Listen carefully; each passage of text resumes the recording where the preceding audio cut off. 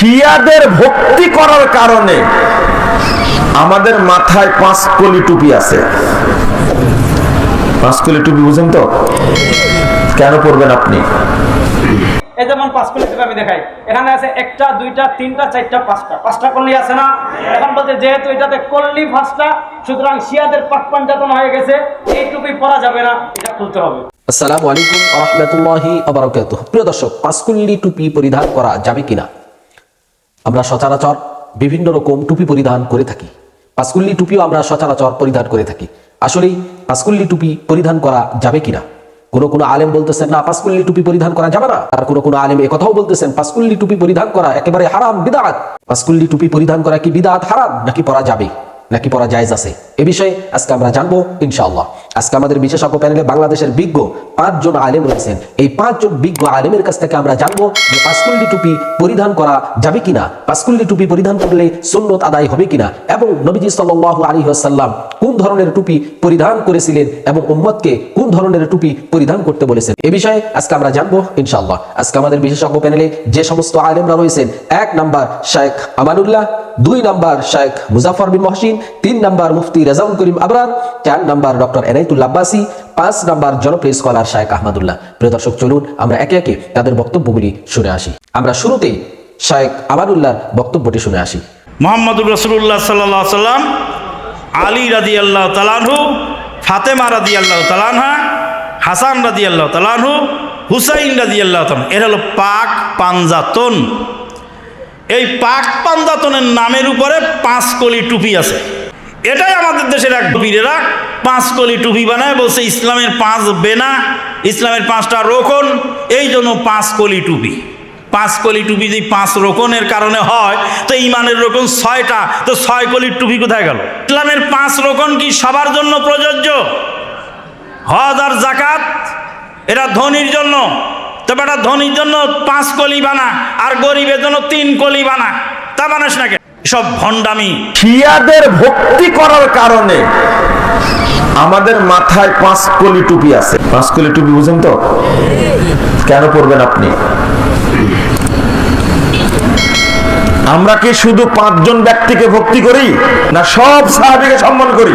শিয়ারা, এই কথা বলতে গেলে অনেক কথা আসে, শিয়ারা মুসলিমদের জন্য ইহুদি খ্রিস্টানদের চেয়ে বেশি খারাপ, বেশি ভয়। কারণ শিয়ারা 1 জন 2 জন না, আবু বকর, ওমর, ওসমান রাদিয়াল্লাহু আনহুম, তারা সহ তাদের হাতে যত সাহাবী বায়াত করেছিলেন সবাইকে কাফের মনে করে।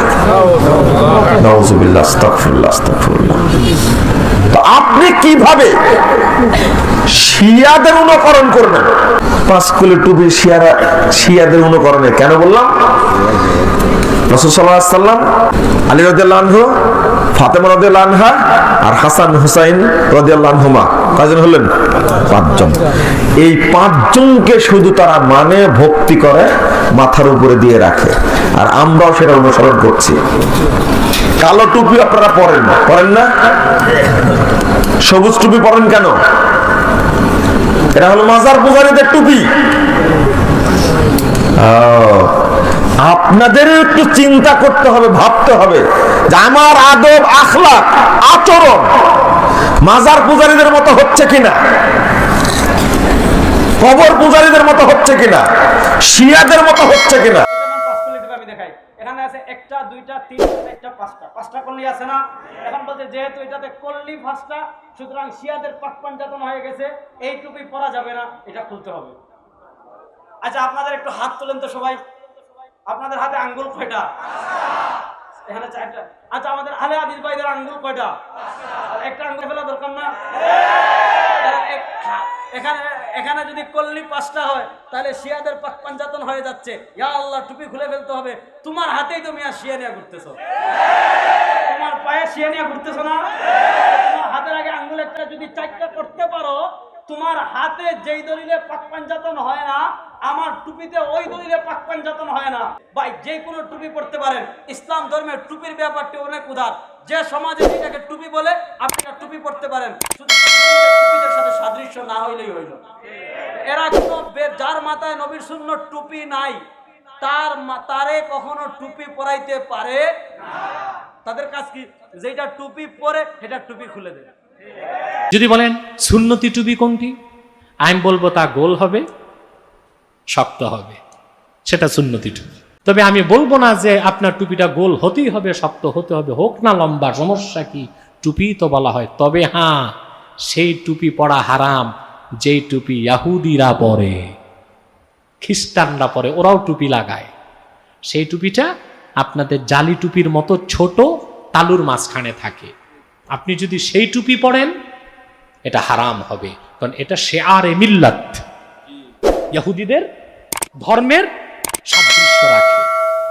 সেজন্য টাই পরাটাও হারাম, মাকরুহ না। টাই পরা কি? এটা শেআরে মিল্লাত, এর ধর্মীয় প্রতীক। কথা বুঝতেছেন? এখন কি প্রমাণ সুন্নতি টুপি গোল হবে, শক্ত হবে? প্রমাণ তো লাগবে। শুধু টুপি পরিধান করা আল্লাহ রসুলের সুন্নত নয়, এটা হলো প্রথম কথা।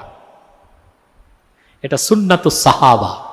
সাহাবায়ে কেরাম মাঝে মধ্যে পাগড়ি ছাড়া শুধু টুপি পরতেন। রাসূলুল্লাহর সুন্নত হচ্ছে পাগড়ির সাথে টুপি, কারণ আল্লাহ রসুল সাল্লাল্লাহু আলাইহি ওয়াসাল্লাম সব সময় পাগড়ি পরিধান করতেন। টুপি পরিধান করা সুন্নত পাগড়ির সাথে।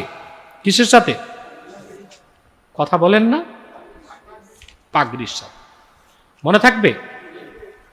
সুন্নত তরিকার পাগড়ি কি সেটাও মনে রাখবেন। এটাও হাদিস এসছে, তিরমিজির হাদিস।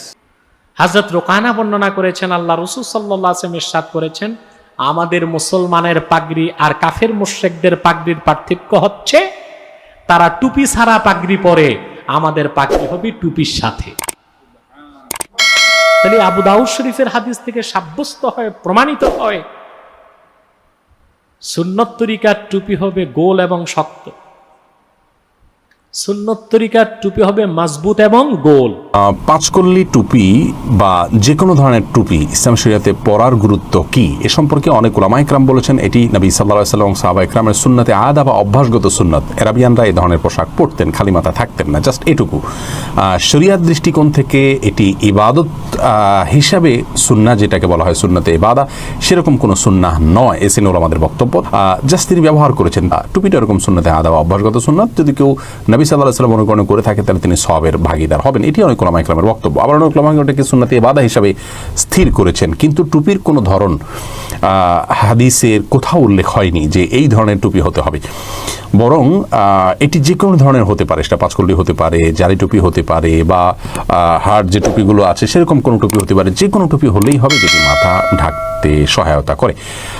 পাঁচকল্লি টুপি এটি পাঁচটা ইসলামের স্তম্ভ, সেটাকে আমার মাথার উপরে ধারণ করলাম, অর্থাৎ সেটাকে মেনে চলবো, এরকম আইডিয়া থেকে অনেকে বলে থাকেন যে এক শ্রেণীর উলামা ইকরাম এটিকে আবিষ্কার করেছেন এবং মাথায় এটি ধারণ করেন যাতে পাঁচটা রোকনকে তিনি ধারণ করতে পারেন। সেই চিন্তা থেকে পাঁচটা, এটাকে যদি কেউ আবশ্যক মনে করেন, এটাকে পড়লে বিশেষ সওয়াব হবে মনে করেন, এটাকে বিশেষ মর্যাদার ইসলাম শরিয়া বা কোরআন হাদিসের দৃষ্টিকোণ থেকে এরকম কিছু মনে করেন, এটা না পড়লে কেউ কাউকে ডিসকারেজ করেন, এই লেভেলের যদি সমস্যা হয় তাহলে এটি বরং বেদাতে পরিগণিত হবে। টুপি যেটা সারা জীবনে কেউ না পড়লে কিয়ামতের ময়দানে একবারের জন্য জিজ্ঞাসিত হবে না, সেটা নিয়ে আমরা অনেকে বাড়াবাড়ি। এটাকে পড়লে বিশেষ সওয়াব হবে মনে করেন, এটাকে বিশেষ মর্যাদার ইসলাম শরিয়া বা কোরআন হাদিসের দৃষ্টিকোণ থেকে এরকম কিছু মনে করেন, এটা না পড়লে কেউ কাউকে ডিসকারেজ করেন, এই লেভেলের যদি সমস্যা হয় তাহলে এটি বরং বেদাতে পরিগণিত হবে। প্রিয় দর্শক, এতক্ষণ আমরা শুনছিলাম বাংলাদেশের বিজ্ঞ 5 জন আলেমের কাছ থেকে যে পাঁচকল্লি টুপি পরিধান করা যাবে কিনা এবং রাসূল সাল্লাল্লাহু আলাইহি ওয়াসাল্লাম